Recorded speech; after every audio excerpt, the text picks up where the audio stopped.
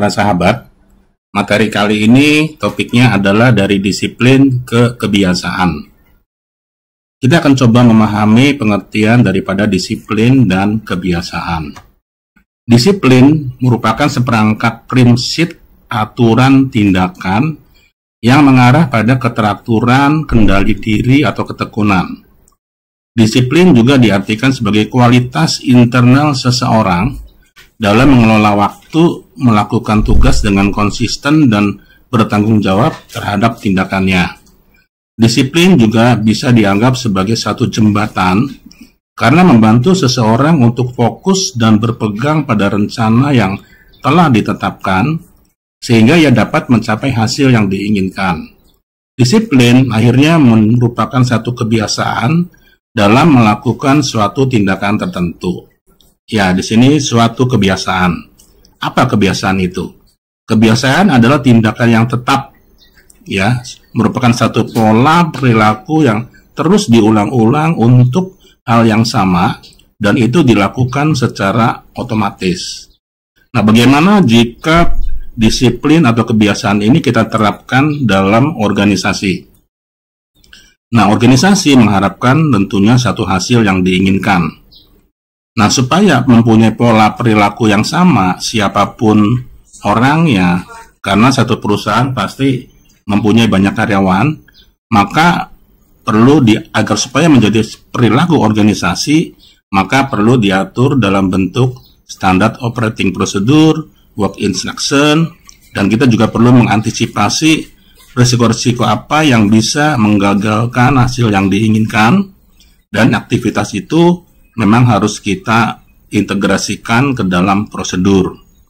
Nah, agar supaya hasil yang diinginkan ini bisa terlaksana dengan baik, maka perlu adanya satu law and enforcement, ya, yang mendukung agar supaya orang-orang atau karyawan bisa disiplin. Nah, untuk itu perlu adanya peran daripada seorang supervisor. Nah, kita akan coba mengkorelasikan antara disiplin, kebiasaan, dan risiko pada satu perusahaan. Tadi ada disebutkan mengenai peranan daripada supervisory role atau pengawasan atasan langsung. Prinsipnya seorang supervisor adalah mengawasi dan mengarahkan agar orang-orang mau bekerja sesuai dengan prosedur atau instruksi kerja. Ya, jikalau orang-orang sudah disiplin dalam melaksanakan prosedur atau instruksi kerja, maka dapat dipastikan bahwa target yang diharapkan itu bisa tercapai. Bisa saja bahwa sekalipun sudah disiplin kepada melaksanakan prosedur dan instruksi kerja, namun target yang diharapkan ternyata bisa saja tidak tercapai. Nah, disinilah peran daripada supervisor untuk mendukung atau support subordinatnya agar bisa bekerja tuntas dalam mencapai tujuan yang telah ditetapkan. Nah, jika kita gambarkan, ya, supervisory role mengawasi dan mengarahkan agar karyawan dapat melaksanakan bekerja sesuai dengan prosedur dan instruksi kerja, ya, dalam pengertian disiplin, sehingga diharapkan bahwa hasil yang diharapkan bisa tercapai. Namun bisa saja bahwa sekalipun sudah disiplin sesuai dengan prosedur melakukan, tapi tidak tercapai karena ada unsur di luar man dan method, yaitu bisa saja ada gangguan terhadap mesin ataupun material. Disinilah tugas seorang supervisor untuk memberikan support kepada subordinate-nya dalam mencapai tujuan yang sudah ditetapkan.